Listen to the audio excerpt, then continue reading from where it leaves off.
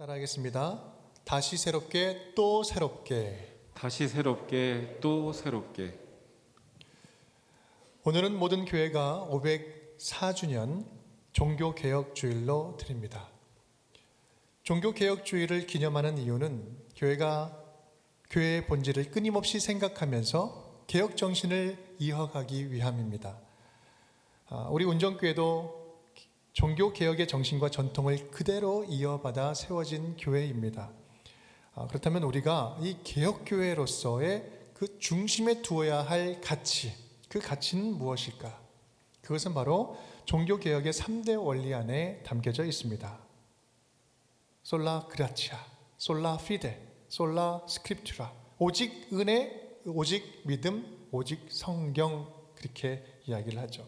이것이 존 칼뱅에 의해서 5대 원리로 확장되었는데, 솔루스 크리스투스, 솔리 데오 글로리아, 오직 예수, 오직 하나님께 영광. 이 두 가지가 추가되어서 종교개혁의 5대 원리가 되었습니다. 그래서 개혁교회의 전통을 이어받는 교회라면 모든 교회는 위와 같은 5대 본질을 중심으로 날마다 새롭게 개혁하는 교회가 되기 위해서 노력해야 합니다. 그래서 오늘 우리가 함께 종교개혁을 기념하면서 예배드리는 것이죠. 종교개혁이라는 이 단어를 영어로 말하면 리포메이션입니다. 다시, 포메이션, 틀을 짠다라는 의미이죠. 그런데 여러분, 이 단어에서 발견할 수 있는 흥미로운 사실은 이 단어에는 우리가 이야기하는 종교개혁할 때 이 종교라는 단어가 들어있지 않습니다. 이 말은 무엇을 의미하는 걸까? 그것은 바로 초기 종교개혁자들의 개혁은 애초부터 교회 안에서만 일어나는 개혁이 아니었다라는 사실입니다. 그들의 개혁은 그들이 살고 있었던 사회 전체 구조를 변화시키는 개혁이었어요.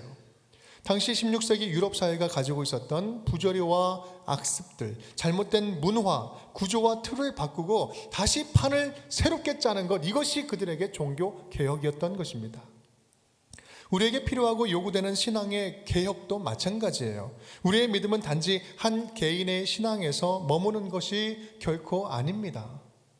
오늘 우리가 살아가고 있는 우리들의 삶의 현장, 우리 가정, 일터, 지역사회, 더 나아가서 나라와 민족을 새롭게 변화시키는 그 나비 효과의 나비 날갯짓이 될 수 있는 것입니다. 그것이 저와 여러분이 믿음의 본질을 지키면서 끊임없이 개혁해야 하는 이유가 됨과 동시에 세상에 보냄받은 교회의 역할이요 사명이다라는 사실입니다. 그래서 종교개혁은 우리들의 역사가, 우리들의 교회가 역사 속에서 포기하지 않고 계속해서 이루어내야 할 사명인 것입니다. 그런데 여러분, 이 개혁, 우리가 개혁을 말하고 있는데 이 개혁은 말하기는 쉽지만 변화의 주체가 되는 것은 참으로 어렵습니다. 건물을 새로 짓는 것보다 리모델링하는 것이 더 힘들다라는 이야기를 더 들을 때가 많아요. 이것도 마찬가지입니다. 믿음의 본질을 다시 세우기 위해서 기존에 있었던 그 틀을 새롭게 바꾼다, 틀을 깨고 다시 짠다, 이것은요 정말 힘든 일입니다.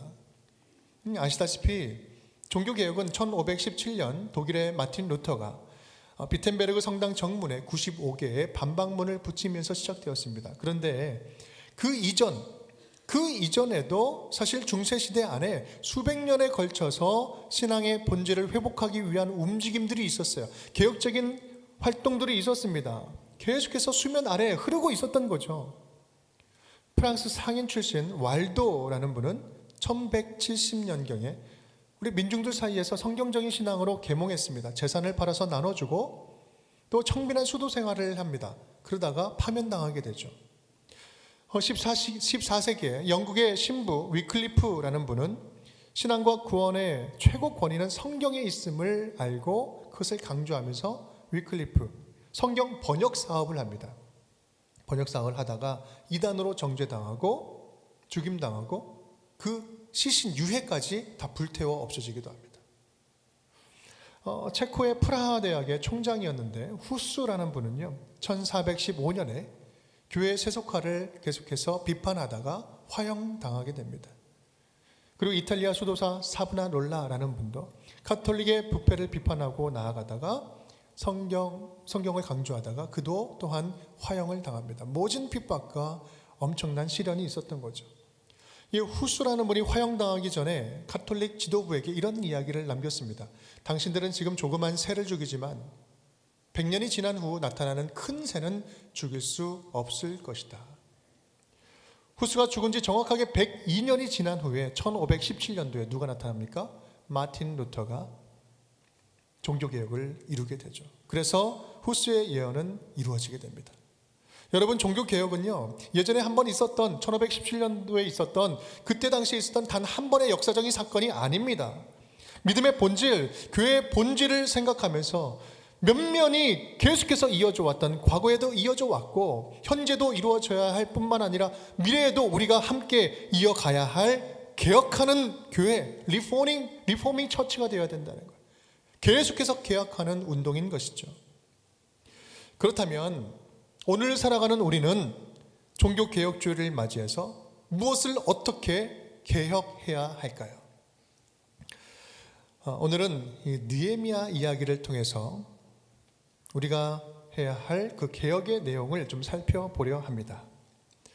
오늘 이야기의 배경은 이렇습니다. 느헤미야라는 인물은 바벨론 포로로 끌려갔던 유대인이었습니다. 그는 페르시아 제국의 왕의 비서실장과 같은 아주 높은 관직의 사람이었어요. 신하였습니다. 그런데 그는 그 먼 이국 땅에서 그 고향 땅의 소식이 들려오는 거예요. 조국의 그 예루살렘이 아주 황폐되었다는 이야기를 듣고 가슴을 치며 아파합니다. 그러던 그는 결국 왕의 허락을 얻어서 예루살렘 총독의 직분을 얻어서 파견돼요. 예루살렘으로 돌아가게 됩니다.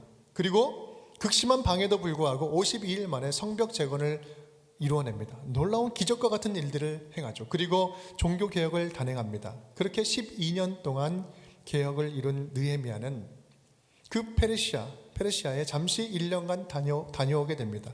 그런데 문제는 1년간 다녀오니 돌아와 보니 12년의 개혁이 다 원점으로 돌아가 있는 거예요.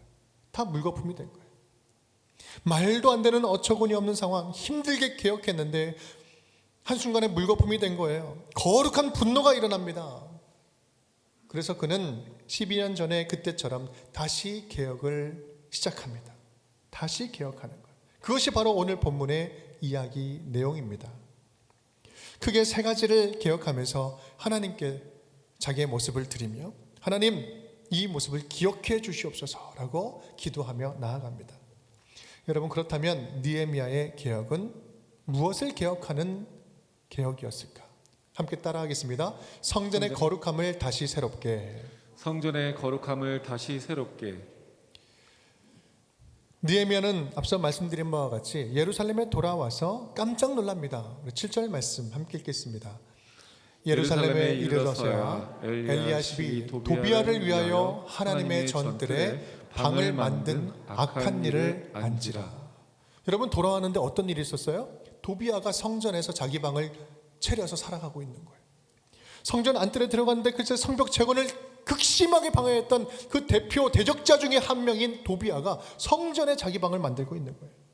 성전 제물과 제사 기구를 보관하는 방을 자기 방으로 씁니다. 도비아는 유대인 귀족과 사돈 관계를 맺었고요. 제사장 엘리야십과 친분을 맺으면서 성전을 자기 사욕을 채우는 개인적인 공간으로 활용한 것입니다.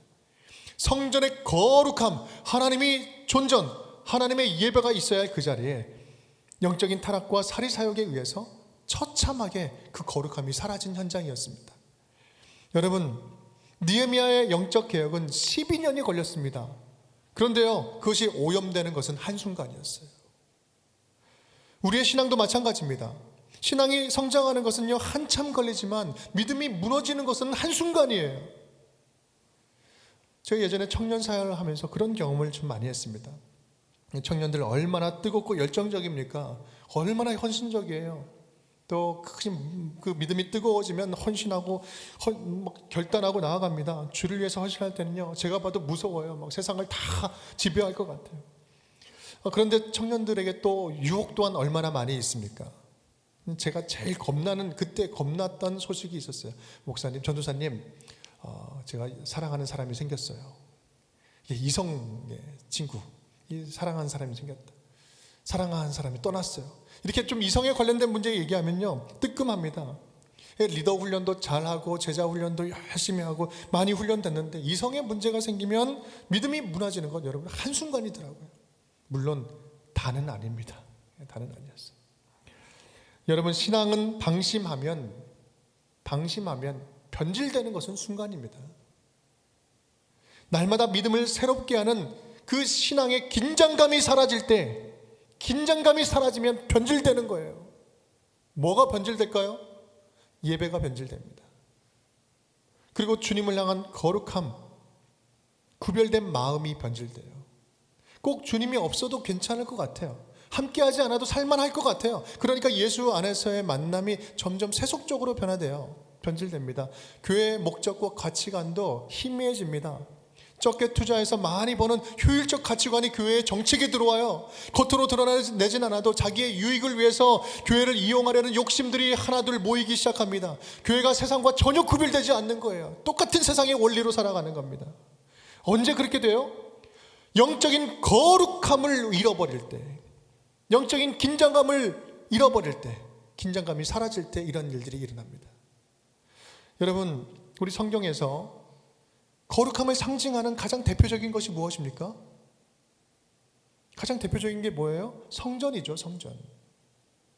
오늘 그 거룩한 성전이 오염됐다는 것입니다. 거룩함이 변질되었다는 거예요. 그렇다면 오늘날 우리에게 있어서 거룩한 성전은 어디입니까? 여러분, 거룩한 성전은 어디예요? 우리 운정교회인가요? 아니요, 부분적으로는 그럴 수 있겠지만 아니요, 그것이 아니에요. 주님을 모신 그곳이 성전입니다. 너희 안에 성령이 계신 줄 너희가 전인 줄 알지 못하느냐? 주님을 모신 우리가 지금 저와 여러분이 성전이, 우리는 다 움직이는 성전들입니다. 그렇다고 본다면 여러분은 지금 거룩한 성전으로서 여러분 안에 무엇으로 채우고 있습니까? 무엇으로 채우고 있습니까? 말씀으로 채우고 말씀으로 묵상하기보다 인터넷 댓글을 더 묵상하고 있지는 않습니까? 하나님의 마음과 생각으로 채우기보다 분주한 세상의 소리로 아침 저녁을 차곡차곡 이 거룩한 성전에 채워나가고 있지는 않습니까? 예수님 시대 성전도 그랬습니다. 예전에 있었던 솔로몬 성전 얼마나 화려하고 영광스러웠습니까? 그리고 포로로 끌려갔던 사람들이 되돌아와서 다시 지은 수르바벨 성전, 비록 모양은 허물했지만 별로 보잘것이 없었지만 그것이 세워질 때 얼마나 감격스러웠습니까? 그런데요, 예수님 당시의 헤롯 성전, 이 헤롯 성전은 금빛으로 찬란합니다. 멋있습니다. 겉보기에는 화려했지만 속은 썩을 대로 썩어 있었어요. 제사장들이 장사꾼들이 된 겁니다. 제사 드리러 온 사람들의 그 성전세를 바꿔가지고 재물을 팔면서 폭리를 취하는 거예요. 그 시대의 타락, 이 부패의 가장 중심 자리에 있었던 부패의 온상을 만들었던 것입니다. 예수님은 그런 모습을 보면서 견딜 수가 없었죠. 너희들이 이 성전을, 아버지의 집을, 기도하는 집을 도적의 구렬로 만들었도다. 도둑놈들이다 라고 이야기하는 거예요. 맹렬하게 비난하면서 그 비둘기 파는 상을 뒤엎으시죠. 여러분, 이런 부패, 성전의 부패가 처음부터 그랬을까요? 아니요. 처음에는 순수했어요. 영광스러웠습니다. 감격도 있었어요. 그런데 변질된 거예요. 날마다 살을 깎는, 날마다 영적인 긴장감을 가지고 내 믿음을 새롭게 하는 그 신앙의 결단들이 사라지는 순간, 긴장감이 사라지는 순간, 한순간에 변질되고 오염된 것입니다. 느헤미야 당시 변질된 그 안식일의 풍경이 우리 15절 말씀에 나오고 있습니다. 그때 내가 본즉 유다에서 어떤 사람이 안식일에 술투를 밟고 곡신단을 나귀에 실어 운반하며 포도주와 포도와 무화과와 여러 가지 짐을 지고 안식일에 예루살렘에 들어와서 음식물을 팔기로 그날에 내가 경계하고. 여러분, 안식일날 하지 말아야 할 모든 것들을 다 하고 있어요. 그것을 술투를 밟고 운반하고 또 짐을 싣고 안식일에 음식물을 팔고 하지 말라는 것들은 다 하고 있습니다. 그들에게 안식일은 있었지만 하나님과 함께하는 참된 안식은 사라졌어요. 겉으로는 안식일을 지킨다, 열심히 지킨다고는 하지만 전혀 하나님의 말씀도 없고 하나님의 말씀에 대한 거룩한 순종도 찾아볼 수가 없습니다. 지금으로 따지면 교회 건물도 좋고 모든 예배도 잘 진행되고 있고 성도도 많이 모여서 예배를 드리지만 전혀 교회가 교회답지 않고 전혀 예배가 예배답지 않고 성도가 성도답지 않고 목사가 목사답지 않은 거예요. 느헤미야는 그들을 향해서 다시 개혁을 외칩니다. 19절 22절 말씀, 우리 굵은 글씨만 함께 읽겠습니다. 안식일이 지나기 전에는 열지 말라 하고 안식일에는 아무 짐도 들어오지 못하게 하였으므로 몸을 정결하게 하고 와서 성문을 지켜서 안식일을 거룩하게 하라 하였느니라. 아멘. 기본적으로 이 안식일을 지켜라. 안식일을 안식일답게 거룩하게 지켜라. 예배를 예배답게 드려라. 교회를 교회답게 해라. 성전의 거룩함을 다시 회복해라. 이것만이 너희들이 살 길이다. 이것만이 살 길이다. 사랑하는 성도 여러분, 오늘 종교개혁주의를 보내면서 우리 모든 운종의 성도들이 거룩한 성전으로서 다시 회복될 수 있기를 간절히 축복합니다. 그리하여 하나님을 하나님답게 높여드리며 예배하는 성도다운 성도, 성전다운 성전들이 다 될 수 있기를 주님의 이름으로 축원드립니다. 함께 따라하겠습니다. 신앙의 기본기를 다시 새롭게. 신앙의 기본기를 다시 새롭게. 느헤미야가 돌아와서 보니 또 다른 심각한 문제가 있었습니다. 우리 10절 말씀 함께 읽겠습니다. 내가 또 알아본즉 레위 사람들이 받을 몫을 주지 아니하였으므로 그 직무를 행하는 레위 사람들과 노래하는 자들이 각각 자기 밭으로 도망하였기로.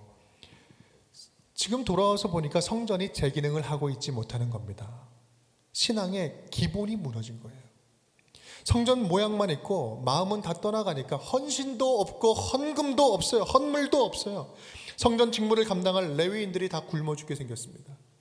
그러니 레위인들이 성전을 버리고 어떻게 합니까? 생존을 위해서 자기 밭으로 다 도망쳐 버리는 거예요. 여기서 도망했다는 말은 단지 생존을 위해서 간 것을, 그런 의미를 넘어서 그들의 마음도 벌써 이미 떠나도 100번은 떠났다는 거예요. 여러분, 총체적 난국이었습니다. 종교 지도자들, 유대 백성들, 성전을 지키는 레위인들 모두가 다 너나 할 것 없이 성전의 기본기가 다 사라진 거예요. 하나님을 향한 신앙이 식어지니 예배도 형식적으로 되고 헌금도 없어지고 기도도 사라지고 찬양을 불러도 생기가 전혀 없고 섬기고 봉사하는 것도 구색 맞추기 위해서 하긴 하지만 전혀 감동도 없고 감흥도 없고 능력도 없어요. 신앙의 기본기가 바닥을 치고 있는 것입니다. 여러분, 우리가 우리의 믿음을 개혁한다라는 것은요, 뭔가 대단한 것을 하는 게 아니에요. 우리의 신앙의 기본기를 다시 새롭게 하는 것입니다. 신앙의 기본을 다시 든든하게 하는 거예요. 오늘 본문은 기본적인 헌금을 안 했다라고 이야기합니다. 여러분, 헌금 이야기가 나왔어요. 그렇다면 제가 질문 하나 하겠습니다. 우리가 교회에 헌금을 할 때, 여러분 헌금하는데 헌금을 왜 합니까? 여러분 생각은 어떻습니까? 교회를 유지하기 위해서, 이 교회가 잘 되기 위해서 지금 헌금을 하는 겁니까? 여러분 만약에 그렇게 생각한다면 그것은 큰 오해입니다. 말씀을 한번 보십시오. 출애굽기 30장 12절 말씀 함께 읽겠습니다.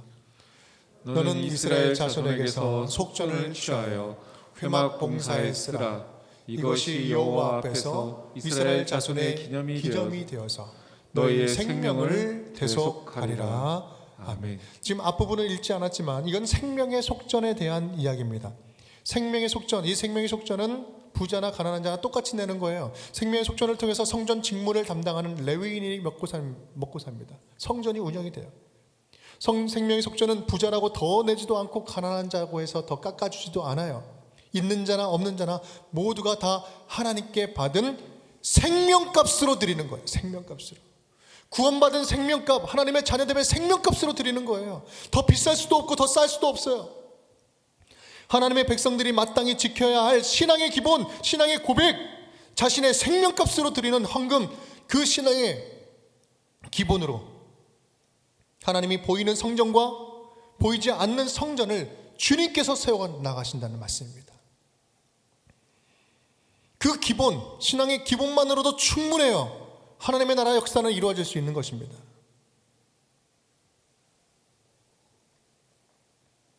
11조의 의미도 똑같습니다. 11조는 왜 하는 거죠? 그냥 10분의 1을 여기서 10분의 1 할까 저기서 10분의 1 할까 그 계산하라고 복잡하게 계산하라고 주신 걸까요? 아니요. 이 모든 소유, 모든 물질, 내가 가지고 있는 모든 것은 주님 것입니다. 내가 물질을 섬기지 아니하고 내가 주님을 섬기는 마음으로, 전부를 드리는 마음으로 구별해서 주님께 드립니다. 이것은 신앙 고백이에요. 물질이 아닙니다. 믿음의 기본이에요. 11주만 제대로 드려도 교회를 통한 하나님 나라 확장, 하나님 나라 역사, 이거는 충분합니다. 이것이 교회의 원리예요. 여러분, 우리는 기본을 아는 것이 중요합니다. 기본을 튼튼히 하는 것이 중요합니다. 여러분, 기도도 마찬가지예요. 성도로서 하나님과 소통하고 아버지 되신 하나님과 충분히 소통하고 대화하는 것, 이건 너무나 기본 아닙니까? 하나님의 뜻을 어떻게 알아요? 물어봐야 알죠. 그런데 물어보지도 않는 거예요. 성도라 하지만 기도하지도 않아요. 물어보지도 않아요. 또 기도한다 하지만 열심히 나는 막 기도하다가 주님께서 말씀 주실 때 딱 문 닫고 가버려요. 그리고 말씀을 주셔도 순종하지 않아요. 그렇다면 이것이 어떻게 기도요? 어떻게 하나님과 소통한다라고 말씀할 수 있겠습니까? 여러분, 이거 기본이에요. 관계도 마찬가지입니다. 관계에 있어서 기본이 중요합니다. 관계의 기본이라면, 관계에 있어서 기본이라면 뭐가 있을까? 존중하는 거 아닙니까? 기본적으로 존중하는 거 아닙니까? 하나님의 자녀로서 같은 하나님의 형제 자매라면, 모두가 하나님을 아버지라고 부른다면 그 아버지 아래에 있는 모든 자는 우리가 영적인 형제 자매 아닙니까? 그렇다면 기본적으로 존중해야 되는 거 아닐까요? 내 스타일은 아니어도, 나와 같은 생각을 품고 있진 않다 할지라도, 그것이 하나님, 한 하나님을 모시는 자녀들이 서로 존중하면서 살아가는 그런 기본 아닙니까? 우리는 기본, 많은 것들을 알고 있지만 상당 부분 오해하고 있거나 모르고 있는 것들이 많아요. 기본이 안 돼 있습니다. 그래서 내년도, 우리 2022년도에는요, 우리 운정교회 온 성도들이 이러한 신앙의 기본기를 다시 한번 견고하게 하는 한 해가 되려고 합니다. 내년 우리 교회 표어를 정했습니다. 궁금하시죠? 네. 함께 따라해 볼까요? 믿음의 뿌리가 견고한 교회. 믿음의 뿌리가 견고한 교회. 네, 믿음의 뿌리가 견고한 교회다. 이 뿌리라는 것은요, 믿음의 기본기를 이야기하는 거죠. 지난 2년간 우리는 코로나로 인해서 우리들의 믿음과 삶이 사정없이 마구마구 흔들렸습니다. 힘겹게 살아왔습니다. 이제는 우리가 다시 영적인 뿌리, 우리 기본기를 견고하게 세워서 힘차게 어떤 시련과 환난이 온다 할지라도 넉넉하게 이기는 주님의 자녀들로 다시 거듭날 수 있기를 간절히 바랍니다. 사실 따지고 보면 신앙의 연수는 오래되었어도 우리 가운데 제대로 모르는 것들이 참 많은 경우가 있습니다. 오해하는 것도 있고요, 또 익숙하지만 잘못 알고 있는 것들도 많고, 너무 한쪽에 치우쳐서 균형을 잃어버린 신앙의 모습을 가질 때가 참 많이 있는 거예요. 우리의 모습입니다. 하나님이 원하시는 진짜 예배는 무엇인지, 우리가 드리는 찬양의 능력이 어떻게 드러나는지, 살아있는 이 공동체는 무엇인지, 삼위일체 하나님을 우리는 어떻게 이해해야 할 것인가, 하나님의 음성을 어떻게 들을 것인지, 하루하루 어떻게 동행하며 살아갈 것인지, 또 헌금은 어떻게 왜 해야 하는 건가, 기도는 무엇이며 전도는 어떻게 하는 것인지, 진정한 섬김은 무엇인지, 어떻게 우리가 살아가는 이 삶의 현장 속에서 갈등이 일어나는 상황 속에서 평화를 훈련할 것인지, 진정한 리더십은 무엇이며 교회 안에서 질서를 유지하며 맞추어 나간다는 것은 어떻게 실천하며 나아갈 수 있는 건가, 하나님의 나라, 선교적 교회, 그것들은 무엇인지 다 이야기를 들으면 부분 조금씩 아는 것 같지만, 아는 것처럼 보이지만 사실 조금만 더 깊게 들어가면 모르는 게 너무나 많습니다.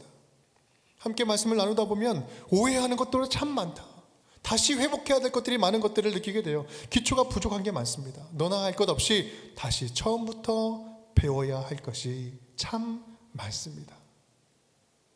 디모데후서 3장 14절 말씀, 너는 배우고 확실한 일에 거하라. 여러분, 그리스도인은요 평생 배우는 거예요. 평생 배우고 평생 배운 만큼 예수님 닮아가는 거예요. 예수님이 원하시는 삶을 평생 배우면서 닮아가면서 살아가다가 주님 만나는 거예요. 완성은 없습니다. 모두가 다 그렇게 자라가는 것입니다. 내년에는 우리 모두가 서로 겸손하게 다시 기본기를 배우는 시간들이 될 수 있기를 간절히 바랍니다. 그래서 모르면서 아는 것처럼 살아가지 말고 겸손하게 함께 배우고, 또 서로를 통해서 서로 배워가면서 신앙의 기본기를 튼튼하게 세움으로 하나님께서 예비하신 풍성한 삶을 누릴 수 있기를 주님의 이름으로 축원드립니다. 함께 따라하겠습니다. 믿음을 다시 새롭게 또 새롭게. 믿음을 다시 새롭게 또 새롭게. 느헤미야 13장 끝에는 느헤미야의 또 다른 개혁 이야기가 나옵니다. 23절, 25절 말씀. 밑줄 친 부분만 함께 읽겠습니다. 유다 사람이 아스돗과 암몬과 모압 여인을 맞아 아내로 삼았는데 너희는 너희 딸들을 그들의 아들들에게 주지 말고 너희 아들들이나 너희를 위하여 그들의 딸을 데려오지 아니하겠다고 하나님을 가리켜 맹세하라 하고. 여러분, 뭐가 문제였죠? 유다 사람들이 이방 여인들을 아내로 맞은 게 문제였습니다. 통혼한 거죠. 그러면 뭐 주변 지역 사람과 친하게 지내면 좋은 거지. 뭐가 문제일까요? 열왕기 상 11장 2절 말씀. 너희는 그들과 서로 통혼하지 말며 그들도 너희와 서로 통혼하게 하지 말라. 그들이 반드시 너희의 마음을 돌려 그들의 신들을 따르게 하리라 하셨으나. 누가요? 솔로몬이 그들을 사랑하였더라. 지금 무슨 이야기입니까? 하나님께서는 계속해서 율법에 말씀하셨어요. 통혼하지 말라. 왜 도대체 왜 통혼하지 말라고 이야기합니까? 그들이 너의 마음을 돌릴 것이다. 통혼은 단순한 결혼, 그냥 함께 살아가는 결혼을 이야기하는 것이 아니라 하나님을 버리는 행위로 간주한 것입니다. 믿음의 순수함, 지켜야 할 믿음의 순수함에 다른 불순물이 섞이는 것, 순수함을 포기하는 행동이었어요. 하나님과 다른 신을 섞어 믿는 것, 이거는 하나님은 견딜 수 없었던 것입니다. 내 신앙에, 네 믿음에 다른 것들, 다른 뭔가를 혼합하지 말아라. 제발 섞지 말아라. 너의 믿음의 순도를 떨어뜨리는 불순물, 그것이 어떤 것이 되었든 그 방해하는 것들을 네 믿음에서 제하여 버려라. 본문은 믿음의 순수함을 지켜야 할 이유를 설명해 주고 있습니다. 24절 말씀 함께 읽겠습니다. 그들의 자녀가 아스돗 방언을 절반쯤 하여도 유다 방언은 못하니 그 하는 말이 각 족속의 방언이므로. 문제가 발생되었습니다. 여러분, 그 다음 세대 애들이 그 아스돗 방언은 절반쯤 할 수 있어요. 그런데 뭘 못해요? 유다 방언을 못해요. 유다 말을 잃어버리는 것입니다. 다른 것들은 더 배워요. 그런데 정작 배워야 할 유다 말. 여러분, 유다 말을 잃었다는 것은 하나님의 백성됨의 정체성을 잃었다는 거예요. 단순하게 말만 사라진 것이 아니라 민족의 정체성이 사라졌고 그들에게 담아두었던 하나님의 꿈이 사라지기 시작한 것입니다. 그들에게 맡기신 거룩한 사명이, 해야 할 사명이 희미해지기 시작한 거예요. 우리의 믿음의 불순물이 섞이면 우리에게 담아주신 하나님의 꿈과 계획이 희미해지기 시작합니다. 우리의 자녀됨의 정체성도 사라지고 특권도 사라지고 하나님이 예비하신 풍성한 삶을 누릴 수가 없는 것입니다. 사랑하는 여러분, 우리 하나님은요, 지금으로부터 3,500년 전부터 한결같이 말씀하셨어요. 한결같이 계속해서 말씀하셨습니다. 출애굽기와 신명기 말씀. 너희는 내 규례를 지킬지어다. 내 가축을 다른 종류와 교미시키지 말며 섞어 뿌리지 말며 두 재료로 직조한 옷을 입지 말며 섞어 뿌리지 말라. 소와 나귀를 결의하여 같이 갈지 말며 섞어 짠 것을 입지 말지니라. 멍에를 함께 매지 말라. 끊임없이 계속해서 섞지 말아라. 처음부터 끝까지 섞어 짜지 말아라. 너의 믿음에, 너희의 신앙에 뭔가를 혼합하지 말아라. 순수한 신앙을 끝까지 목숨 걸고 지켜야 된다. 너의 그 은밀한 욕심, 그 마음들, 그것을 나에게 드리는 예배에 혼합하지 말아라. 나는 그 마음의 중심을 안다. 그 욕심을 예배에 섞지 말라는 거예요. 선거철만 되면 득표하기 위해서 교회와 성당과 절을 오고 가면서 예배드리고 예불드리고 미사드리는 분들이 참 많이 계십니다. 우리의 예배는요, 하나님만 목적으로 하는, 하나님만을 목적으로 하는 예배, 그것이 우리의 예배 아닙니까? 다른 목적이 있는, 다른 의도가 있고 목적이 있는 예배는요, 예배가 아닙니다. 그건 혼합된 예배예요. 나를 향해 부르는 너의 아름다운 찬양, 그 찬양 속에 은밀하게 섞여 있는 너를 찬양하는 마음, 너의 소리를 즐기는 마음, 그 은밀하게 섞여 있는 그것들을 섞지 말아라. 나를 향한 순전한 마음, 그 찬양을 나는 원한다. 너의 은밀한 욕심이 나를 섬기는 일, 나를 섬기는 주의 일에 섞지 말아라. 사람 욕심내고 일 욕심내고 내가 뭔가를 잘 해내서 인정받으려고 하는 그런 마음들, 자기 의로움으로 드러내는 것, 의로움에 자아도취 하는 마음들, 절대로 나를 섬긴다고, 그렇게 하면서 나를 섬긴다고 말하지 말아라. 혼합됐다, 섞여졌다. 나는 순수한 것을 원한다. 너의 은밀한 명예욕, 뭔가 자기를 드러내는 공명심, 교회 사역에 절대로 혼합하지 말아라. 주의 일을 하면서 칭찬받고자 하는 욕심, 자존감, 우월감, 그것을 누리려고 하는 은밀한 욕심을 나의 일, 주의 일에서, 예배에서 제하여 버려라. 너의 신앙에서 그것들을 끊어내라. 사랑하는 여러분, 우리 지난 2년 우리는 코로나로 인해서 큰 충격을 받았습니다. 또한 그 큰 충격에 반응하는 우리들 믿음의 그 민낯을 발견했습니다. 민낯을 보기도 했어요. 믿음이 식기도 했고, 믿음이 변질되기도 했고, 믿음이 다른 것과 좀 좋은 것이 좋은 것처럼 섞이기도 했어요. 그래서 분명하게 알게 된 것은 지난 2년 동안 우리들 가운데 신앙의 양극화 현상이 일어났다는 거예요. 빈익빈 부익부 현상이 일어납니다. 믿음이 있는 분들은 더욱더 신앙이 견고해졌고요. 믿음의 뿌리가 약한 분들은 오히려 여지없이 신앙이 무너지는 것들을 많이 경험하는 것을 보았습니다. 어떤 분들은 이 시련이 오히려 더욱더 믿음을 강건하게 하고 든든하게 세우는 기회가 되었고, 어떤 분들은 이 시련 앞에서 하염없이 속절없이 무너지는 모습들도 보았습니다. 여러분은 어떻습니까? 여러분은 어떻습니까? 믿음이 좀 지난 2년을 보내면서 든든하게 세워졌습니까? 아니면 많이 무너졌습니까? 넘어졌습니까?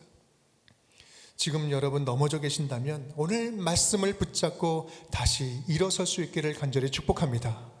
다시 믿음을 새롭게 또 새롭게 하시는 이 개혁의 말씀을 붙잡고 여러분 안에서 다시 믿음의 새로운 개혁이 일어날 수 있기를 간절히 바랍니다. 거룩한 성전됨을 회복하고 믿음의 기본기를 다시 세우고 타협하지 않는 순수한 믿음을 다짐함으로 주의 도우심을 받아서 흔들리지 않는 믿음을 다시 세울 수 있기를 진심으로 축복합니다. 믿음의 개혁을 위해서 몸부림치며 정결한 주의 자녀가 되고자 몸부림치는 우리에게 하나님은요, 주목하여 보시고 견고한 믿음을 강하게 하심으로 하나님의 역사를 저와 여러분에게 맡겨주실 줄 믿습니다. 500년 전 종교개혁자들을 놀랍게 쓰신 것처럼 순수한 믿음을 이어가는 저와 여러분, 우리 운정교회를 영적인 계승자로 써주실 줄 믿습니다. 그러한 놀라운 믿음의 은혜가 넘치는 운정의 모든 가족 되시기를 주님의 이름으로 축복합니다. 함께 따라하겠습니다. 다시 새롭게 또 새롭게, 다시 새롭게 또 새롭게, 성전의 거룩함을 다시 새롭게, 성전의 거룩함을 다시 새롭게, 신앙의 기본기를 다시 새롭게, 신앙의 기본기를 다시 새롭게, 믿음을 다시 새롭게 또 새롭게, 믿음을 다시 새롭게 또 새롭게. 기도하시겠습니다. 사랑해 주님 감사드립니다. 오늘 말씀을 통하여 우리의 믿음을 다시 새롭게 하시는 하나님의 음성을 듣게 하시니 감사드립니다.